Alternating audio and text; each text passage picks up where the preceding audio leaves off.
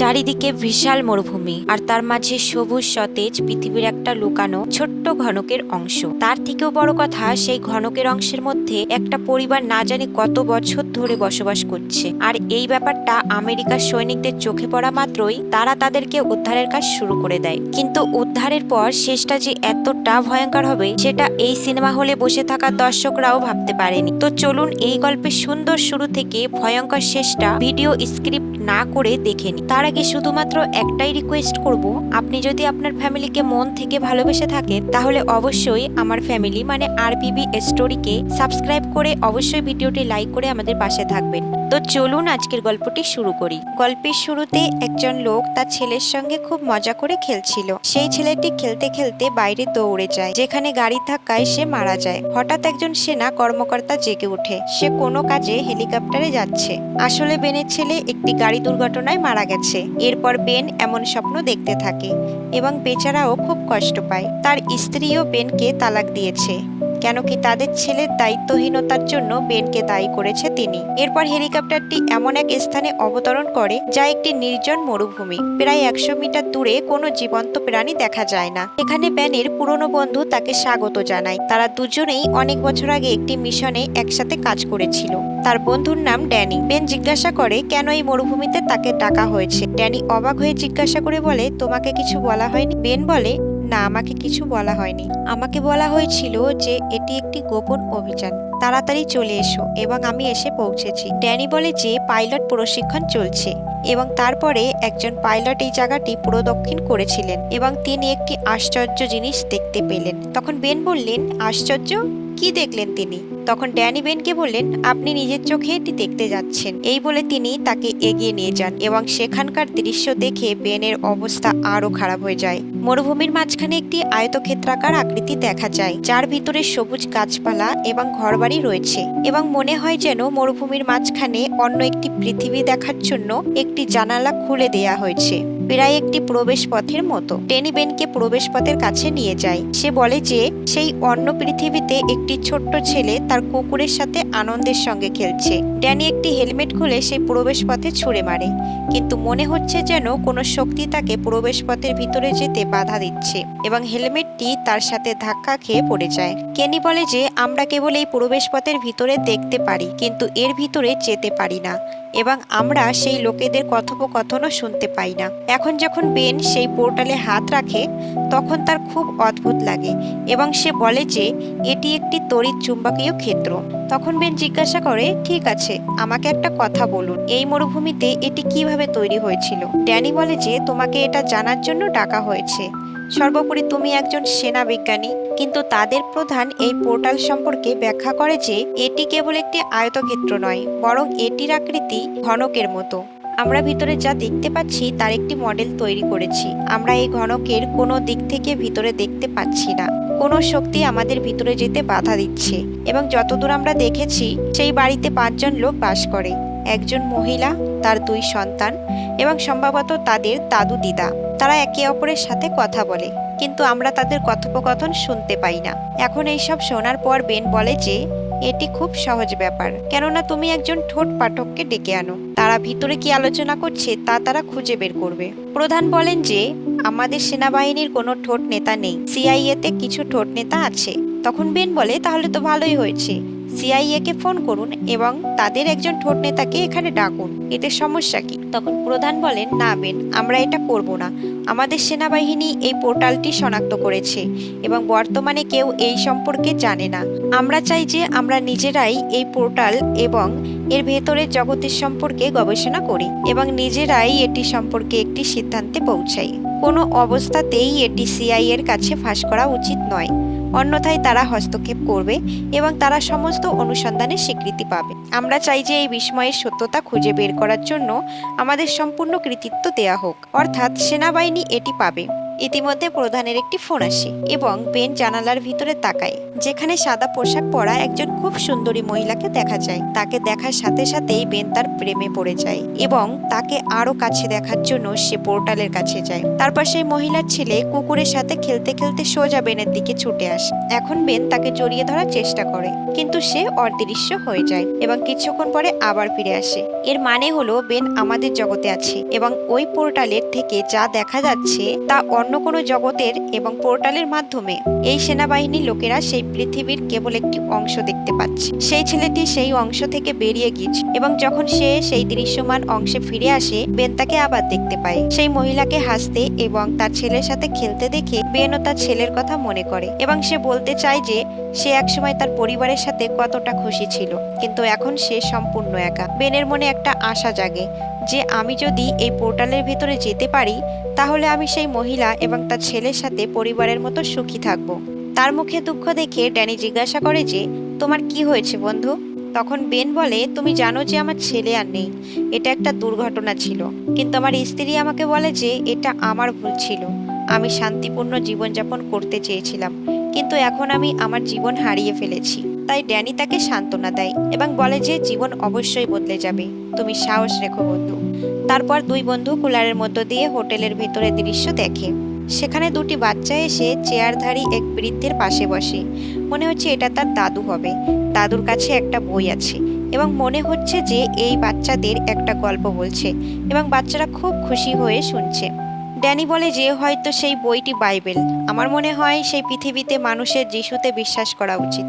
কিন্তু এখন বেনের পুরো মনোযোগ সেই মহিলার উপর, আর সে বলে যে সে এত সুন্দরী এবং তার অনামিকায় বিয়ের আংটিও নেই। এর মানে হলো তার স্বামী হয়তো মারা গেছেন অথবা তাদের তালাক হয়ে গেছে।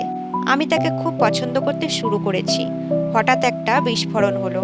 আসলে তাদের জেনারেটরটি কোনো একটি ত্রুটির কারণে বিস্ফোরিত হয়েছিল এবং প্রচুর ধোঁয়া বের হতে শুরু করেছিল। তাই ডেনি বেনকে বলে যে তুমি তোমার নায়িকার দিকে তাকিয়ে থাকো, আমি জেনারেটরটি ঠিক করতে যাচ্ছি। যাই হোক, আমাদের আরও জেনারেটরের প্রয়োজন হবে। এই বলে সে জেনারেটরের দিকে এগিয়ে যায়। এদিকে বেন পোর্টালের ভিতরে তাকাচ্ছে এবং যখন সেই ছেলেটি উপরের দিকে তাকাতে শুরু করে, বেন লক্ষ্য করে যে জেনারেটর থেকে যে ধোঁয়া বের হয়েছে তা পোর্টালের উপরের অংশ থেকে সেই জগতের ভিতরে পৌঁছেছে। অতএব পোর্টালের ভিতরে থাকা ছেলেটি এই ধোঁয়া কোথা থেকে আসছে তা দেখে অবাক হয়। কিন্তু কিছুক্ষণের মধ্যেই পোর্টালটি ধোঁয়া শুষে নেয় এবং ধোঁয়া অদৃশ্য হয়ে যায়। এই কারণে ছেলেটি ফিরে আসে। এখন বেন জানতে পেরেছে যে ধোঁয়া যখন পোর্টালটি পেরিয়ে সেই জগতে যেতে সক্ষম হয়েছে, তখন অবশ্যই আমরাও ভিতরে যেতে পারবো। তাই সে ড্যানির কাছ থেকে কিছু জিনিস অর্ডার করে, যেমন ওয়েল্ডিং টর্চ, ধাতব পাইপযুক্ত মেশিন এবং প্রচুর বরফের টুকরো। এখন যেহেতু বেনকে এই পোর্টাল সম্পর্কে জানতে হবে, সে তাৎক্ষণিকভাবে তার প্রয়োজনীয় সমস্ত জিনিসপত্রের ব্যবস্থা করে। তারপর একটি মেশিনের মাধ্যমে এই লোকেরা সেই পোর্টালে একটি নির্দিষ্ট গতিতে একের পর এক বরফের টুকরো ছুটতে শুরু করে। প্রতিবার বরফের টুকরোগুলো সেই পোর্টালের সাথে ঘর্ষণ করে এবং পড়ে যায়। এইভাবে ক্রমাগত এক জায়গায় মনোযোগ দিয়ে তারা বরফের টুকরো ছুটতে থাকে এবং তারপর বেন তাকে একটি কাজ করতে বলে। প্রতি 3 সেকেন্ডে একবার বরফের টুকরোগুলো ছুটতে থাকো এবং প্রতিবার প্রবেশদ্বারটি এটি বন্ধ করে দেবে। তবে এটাও মনে রাখবেন যে যদি কোনো সময়ে বরফের টুকরোটি সেই প্রবেশদ্বারটি অতিক্রম করে ভিতরে যায়, তবে সময়টি নোট করুন এবং আমাকে বলতে থাকুন। ড্যানি তার বন্ধুকে জিজ্ঞাসা করে যে তুমি কি করার চেষ্টা করছো? আমি বুঝতে পারছি না। বেন বলেন, যখন জেনারেটর থেকে ধোঁয়া বেরোচ্ছে তখন পোর্টালের সেই জায়গাটি খুলে যায় এবং ধোঁয়া ভেতরে চলে যায়। এভাবেই যদি আমরা এক জায়গায় মনোযোগ দিয়ে এই বরফের টুকরোগুলো আঘাত করতে থাকি, তাহলে সেই জায়গাটি সেই জায়গায় এবং তার আশেপাশের জায়গাগুলো খুলে যাবে। ড্যানি বলেন, যদি তাই হয় তাহলে আমরা কেন ধোঁয়া ব্যবহার করব না? তখন বেন বলেন, যদি ধোঁয়া ভেতরে যায় তাহলে ওই মানুষগুলো দেখতে পাবে এবং তাদের ভয় পাওয়ার সম্ভাবনাও থাকে, যা আমরা চাই না। কিন্তু বরফের টুকরোগুলো যদি পোর্টাল পার করে ভেতরে যায় তাহলে সেটা পড়ে গলে যাবে। ওই মানুষগুলো সন্দেহ করবে না, ভয়ও পাবে না। তখন ড্যানি বলে, আমরা বরফের টুকরোগুলো ভেতরে যাবে সেটা দেখতে পাবো এবং বুঝতে পারবো যে ওই জায়গায় পোর্টাল খোলা আছে। এটাই আমার পরিকল্পনা। এখন নিষেধাজ্ঞা বোঝার পর দুজন সৈন্য পালাক্রমে পোর্টালের বরফের টুকরো ছোড়া শুরু করে। একজন সৈনিক দিনের বেলায় এই কাজ করে এবং অন্যজন রাতের বেলায় এই কাজ করে। কিন্তু বরফের টুকরোগুলো যখন খালি হতে থাকে তখন আবার তারা অর্ডার করে নেয় এবং পোর্টালে গুলি চালাতে থাকে। বেনও বারবার খোঁজ নিতে যায়, কিন্তু সে শুধু সেই মহিলার দিকে তাকিয়ে থাকে। এখন তার একমাত্র লক্ষ্য হলো কখন দরজাটি খুলে যাবে এবং সে কখন ভিতরে গিয়ে সেই মহিলাকে বিয়ে করবে এবং তিনি সুখী পরিবারের সাথে সুখী থাকবে। আর তারপর বরফের টুকরো ছুটতে ছুটতে সৈনিক চিৎকার করে বলে 2-3টে বরফের টুকরো ভেতরে চলে গেছে। মানে বারবার একই বিন্দুতে আঘাত করলে দরজার ওই বিন্দুর চারপাশে একটি ছোট্ট জায়গা খুলে যাবে এবং বেন তখনই গিয়ে সেই বিন্দুতে দরজাটি স্পর্শ করবে, কিন্তু তারপরে এটি বন্ধ হতে শুরু করবে। এখন বেন হিসাব করে দেখছে যে দরজাটি মাত্র 15 সেকেন্ডের জন্য খোলে। শুধু তাই নয়, দিনে কতবার সেই দরজাটি খোলে এবং কোন বিন্দুতে এটি খোলে, কতক্ষণের জন্য খোলে, বেন এই সমস্ত হিসাব করছে। আর এই তথ্য বেন ছাড়া আর কেউ জানে না এবং বেনও কাউকে কিছু বলে না। আসলে বেন চায় না যে এই দরজাটি খুলে যাক এবং সবাই ভেতরে চলে যাক। সে শুধু চায় যে সে একা ভেতরে যেতে এবং সেই পরিবারের সাথে সুখী জীবন কাটাতে। বেন তার ছেলে এবং স্ত্রী উভয়কেই হারানোর পর সম্পূর্ণ একা হয়ে গিয়েছিল। সে তার পৃথিবীকে ঘৃণা করতে শুরু করেছিল।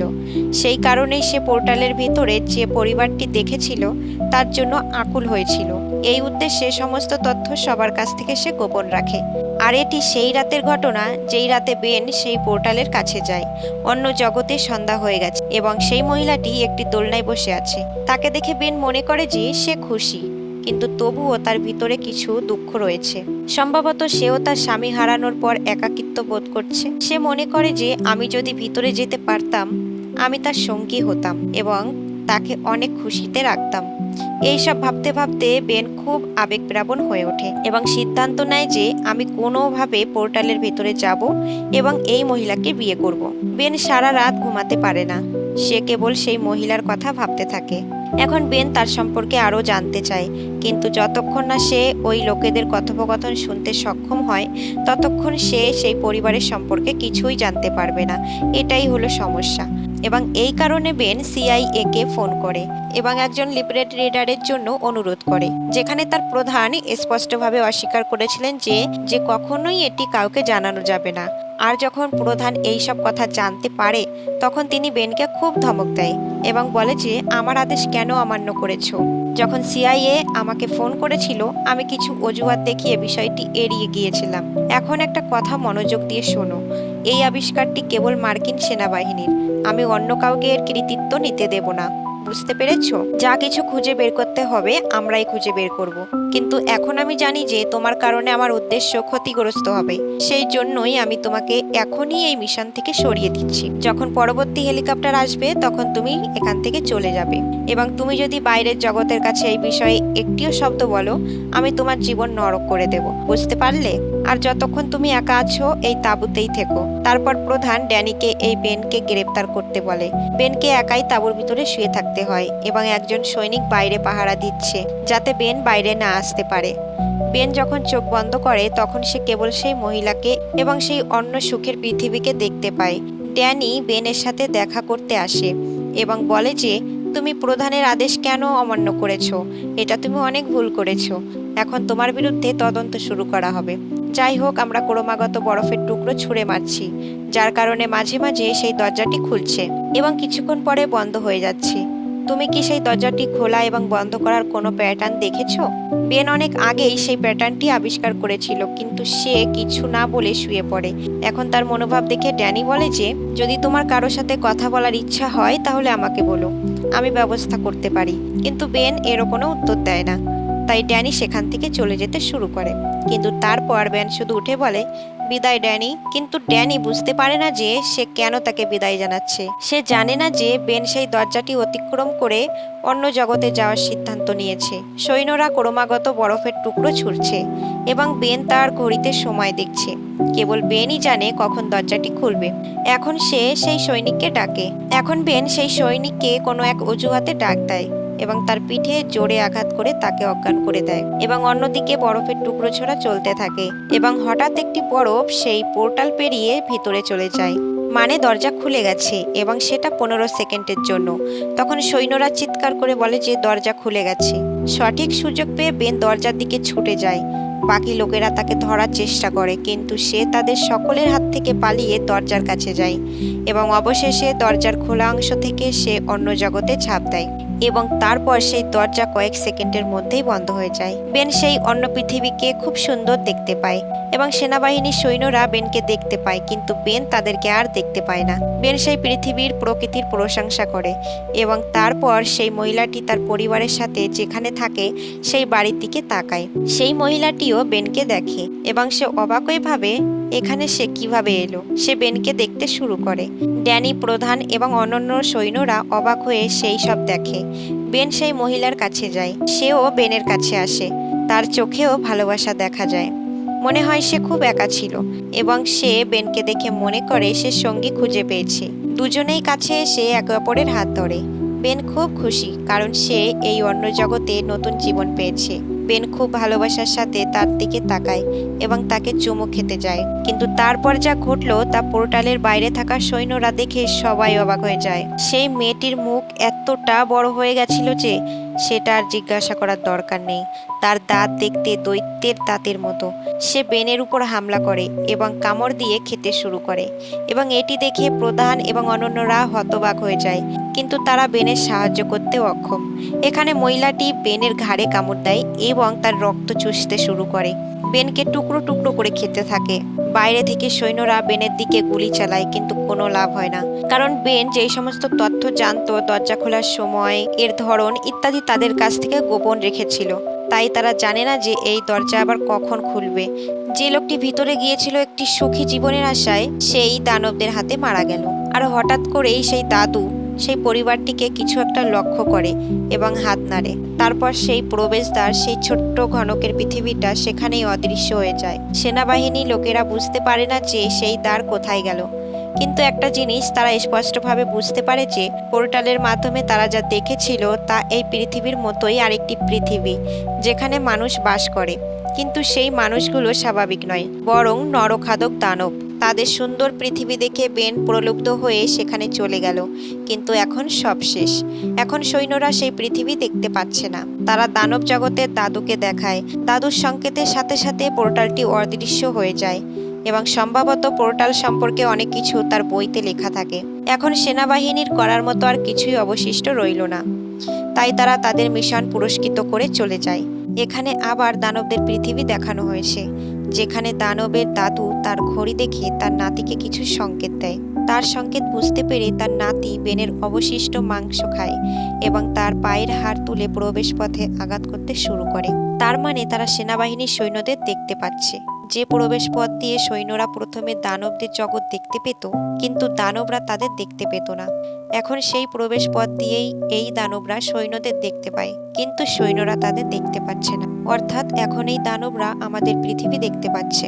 সৈন্যরা সেখান থেকে চলে যাচ্ছে, কিন্তু দানবের নাতি এক জায়গায় মনোযোগ দিয়ে ব্যানের পায়ের হাড় আঘাত করছে, ঠিক তেমনটাই যেমনটা সৈন্যরা প্রবেশ পথে বরফের টুকরো মারছিল, কারণ প্রবেশ পথটি বারবার এক জায়গায় আঘাত করে খোলে।